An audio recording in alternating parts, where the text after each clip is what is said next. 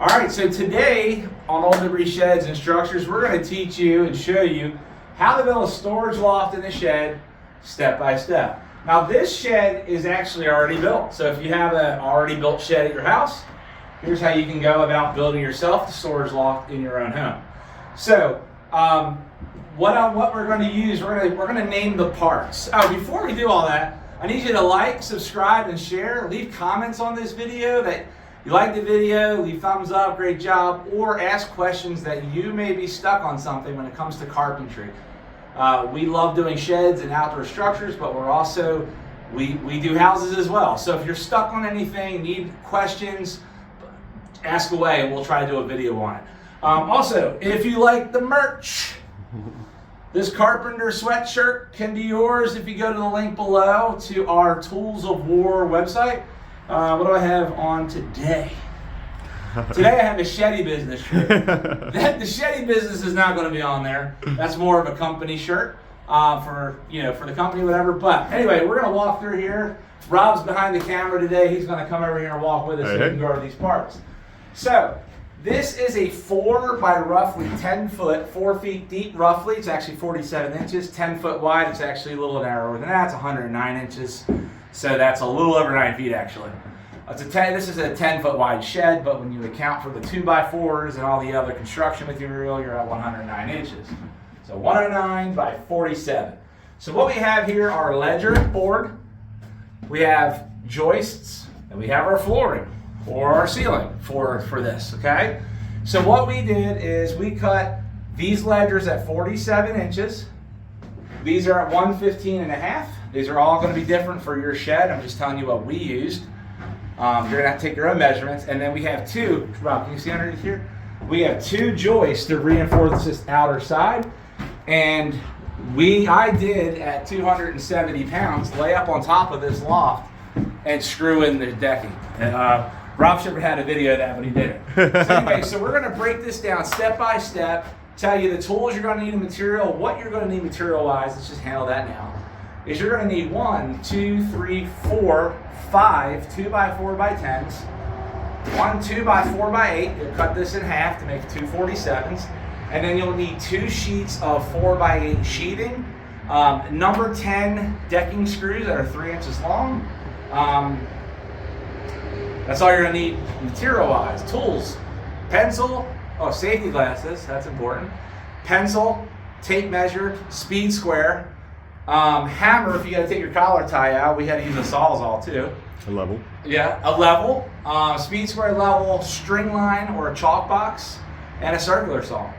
And I think that's about it, right, Rob? Yeah, that's everything. Oh, impact gun. Don't forget a drill, and we use T25 torch bits. So let's stop with the intro. Don't forget to subscribe, like, and share this video. We're trying to grow this channel, and we're going to cut to the build process. Thank you.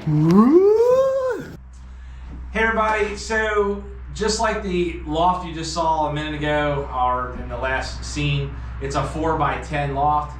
Rob's gonna help me build it. Rob's one of my carpenters. How you doing? Rob's one of my carpenters, been with me for about 1.5 years. So Rob's really good at what he does, and so just kind of wanted everybody to meet Rob. Yeah, we're going to show you guys how to build a loft today, and it's going to add a lot of extra headroom to your shed. All right, so what we're gonna do is we're gonna find out the height of our ledger, right? So we're using a 2x4 ledger, which is gonna bear the weight of the joist above it. So it's gonna be a 2x4 that's actually gonna attach faced to the 2x4s. But we want that 2x4 ledger to not impede the window. So we wanna take a measurement that's 3.5 inches up from here, because that's our 2x4, okay? So there's 3.5 inches. But then we want to take the measurement here from the floor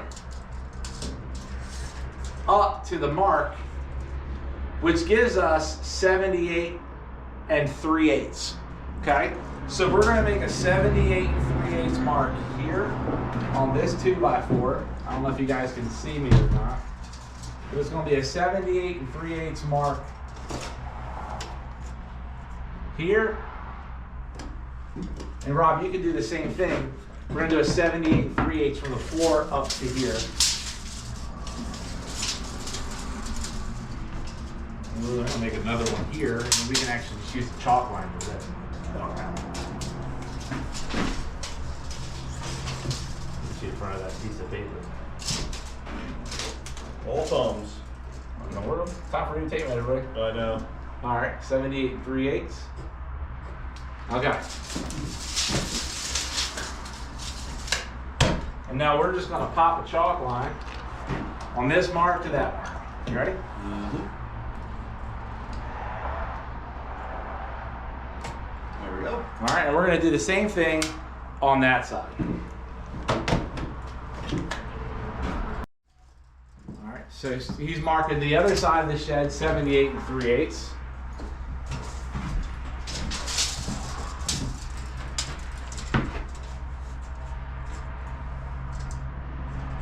All right, and we're gonna snap the top line. Here we go. Ready? Yes, sir. Okay. So now we know where our height is, but we're not putting the ledger in until after we get the joist in, right? So what we're gonna do is we're gonna measure from the OSB sheathing to the other OSB sheathing. We're gonna cut a 2x4 about a 1/4 inch less than that because we don't wanna struggle trying to get it in. A 1/4 to a half, whatever, you might have to use judgment. And we're actually gonna screw those to so those 2x4s will sit above into the pocket of the wall, and they'll actually screw into here. We'll get all those set, and then we'll bring the ledger up underneath of it and secure the ledger. All right, so that measurement, let's get that measurement.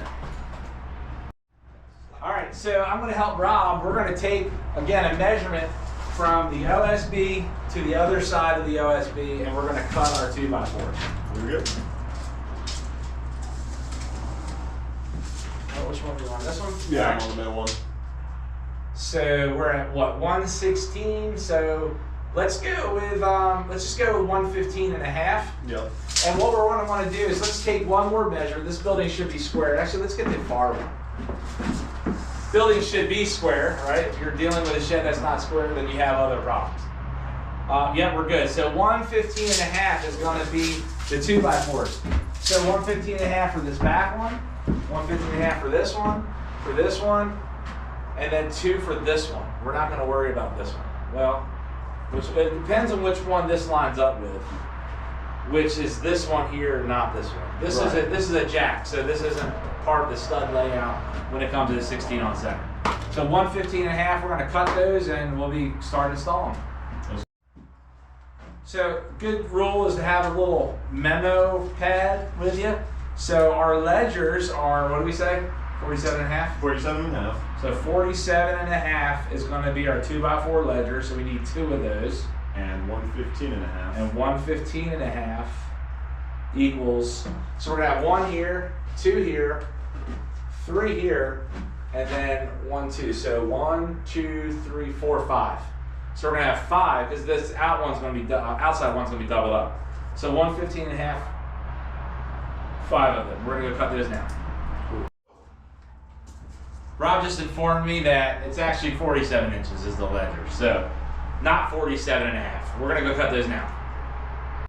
All right, you definitely want to inspect your piece of lumber before you go ahead and cut it. You want to see if any of the ends are split, or if you have any really bad curvy tails, you want to just cut that one curved tail off. Makes it a little bit better and stronger. Or any straighter. cracks, because it is pine. That happens. So we got a crack at this end. We're gonna pull 115 and a half. Always like to use my square.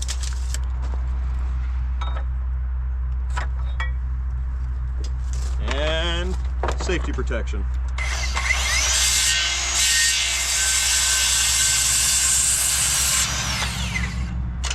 Best thing to do is just go ahead and cut all your pieces now that you have your list.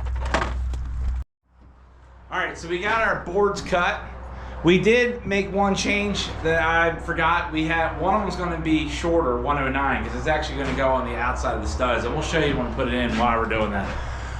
But we have our ledgers cut, our joists are cut, and there's the 109. So we're going to keep everything separated.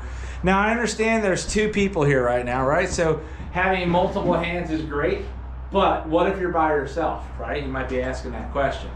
So I'm going to show you a real quick trick on what you can do if you're by yourself. Again, we are going to be putting these joists on the inside of these 2x4s and actually attaching them to the 2x4 on the inside. So that being said, what we're going to do is I'm going to put a screw right in line here, one there on this side of the wall, that when we stick the, I'm sorry, I'm gonna go over there because it's the window side. We'll put a screw at that line over there. So that way we can rest the joist on the screw and we can come over here and pick this end up, screw it in, and we can go back over there and screw that in if you're gonna do it by yourself. We got 2 people here though, but we'll do one as a solo person and then we'll do the rest just by yourself, just to speed this thing up, because we do have to make money too. We're also getting paid for this. So, all right, so what I'm gonna do is, here's my line. So I'm gonna just do one to set up, just so you kind of know what I was talking about, right? So I'm gonna use my square, and I'm gonna line my square against the sheathing. It's gonna give me a straight line out to my line right here, and I'm gonna make me a small line right like there, small mark. And you would wanna do this on all the studs that you're gonna be having to do this on your own, right? But I'm just doing one because we're gonna do the rest with two-handed, with multiple people. So I'm putting a screw right there, just like that. So when I grab my 2x4, my joist, right? I have my 2x4 joist. I'm gonna rest it on that, okay? And I'm gonna pick it up over here, and there's my line that I wanna be right at. I'm gonna get me a screw.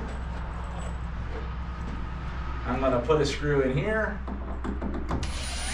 And I wanna make sure that I got my line right there, my chalk line. I wanna be right above that line. And now I can come back over here and put my screw in there. And I can take this screw out and use it again here. Send it in. That's how we would do it if it's just one man. All right? But we're gonna be 2 men, so we're doing that now. All right, so we're gonna get, so you probably wanna go with about 3 screws per side just to give it a nice, strength there. Rob's gonna knock it off everything.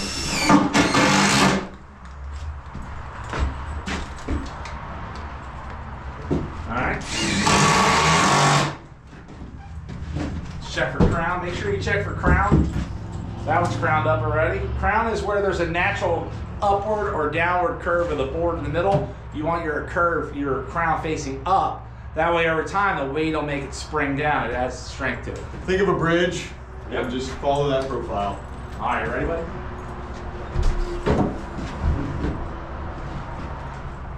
Screw started.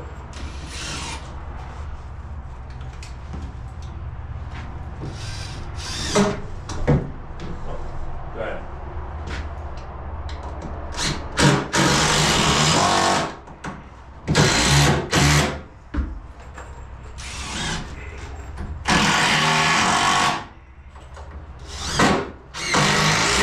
You want to stagger these screws kind of in like a triangle. You don't want to, I can put my safety glasses on. You don't want them all on a line.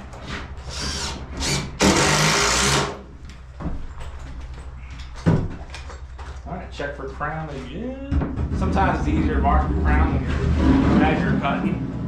We didn't do that. That's a good idea to do. All right, so I want to mark. You're going to skip that jack. Yeah, I want to mark this though. Give me a better line all the way to the end. How are you doing with your chalk line? You need to do anything? You're good? I'm good. All right. Do you remember which way is crown? It looks like. Yeah. This side. Good? Yep. Stick to the outside of it.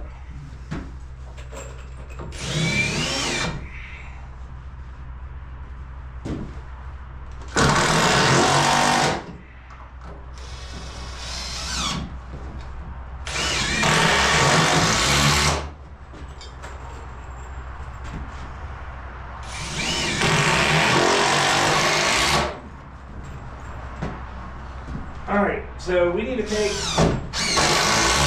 need to make a mark on this back stud so we know where we are. So we're just going to use our 4-foot level. And obviously this is not level because the shed's not level. It's out here on our shed lot. So actually, let's do this. Hold on. These ends come out. They don't. Let's just go past it. Let's just go past it. Get our mark like that. There you go. All right. Yeah. So this is going to help us with our ledger with that back one because it's going to go along that back wall. Check for ground. It's good. It's kind of wonky. Yeah. It is, but we're on that. You gonna go into every stud? Yeah, I'm going to do my end one first. Okay.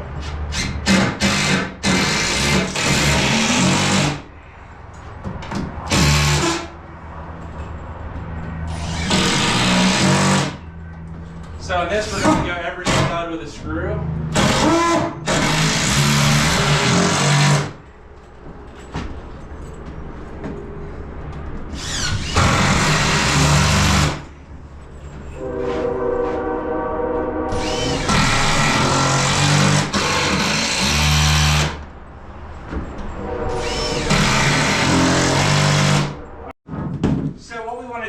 To set our screws in advance on the front here so that when we put this shorter joist that we're about to do in there, we can just screw right in.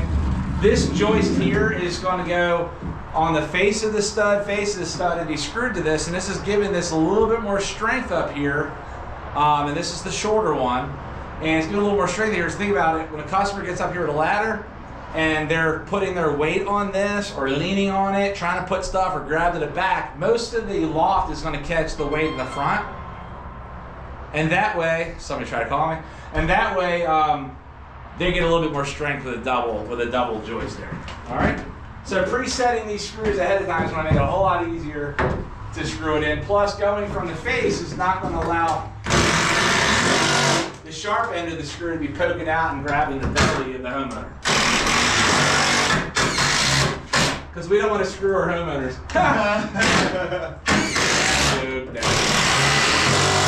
That's a dad joke. Yeah.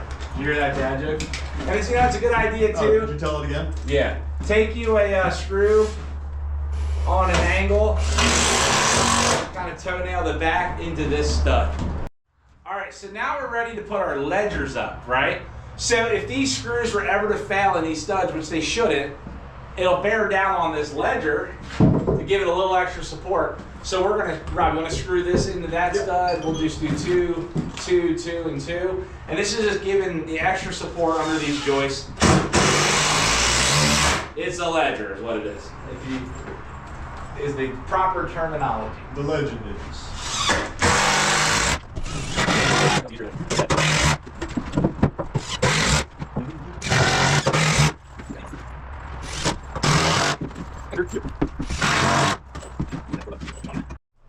All right, so our next step is to put the sheeting up here. We're going to use 1/2 inch OSB sheeting. We're 47 inches here. So the OSB sheeting is 4 foot by 8 foot, which is 48 inches by 96 inches. So we want to make it 47 by 96. So we'll put a full sheet up here. We're going to be using LP sheeting. This is going to have a radiant barrier on it. It's just extra material we had laying around from a shed job, and instead of going to buy more sheeting, we'll just use what we have, right? So we're going to go cut those pieces. So this one's going to be 96 by 47, and then we'll take the measurement for the next one. We'll cut all those pieces and we'll install them. All right, so we need to make this 47 by 96. And what Rob did is he measured from here, from this end, I'll get my tape measure, from this end to here at 47, okay? And then he did the same thing down on this end, from there to 47. And then we used a string line or a chalk box, depending on what you call it. Right, Rob? Here, hold that there, Rob. There we go. And we're going to make ourselves a mark there, and Rob's going to pop the chalk line.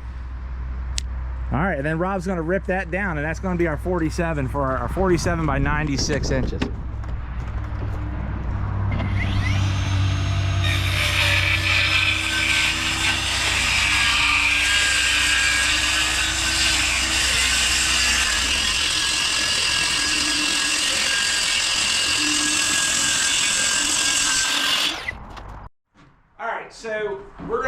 already put this piece of OSB up, but we're going to make a story pole. And basically a story pole is a piece of wood that you mark that you can use as a template for measurements, okay?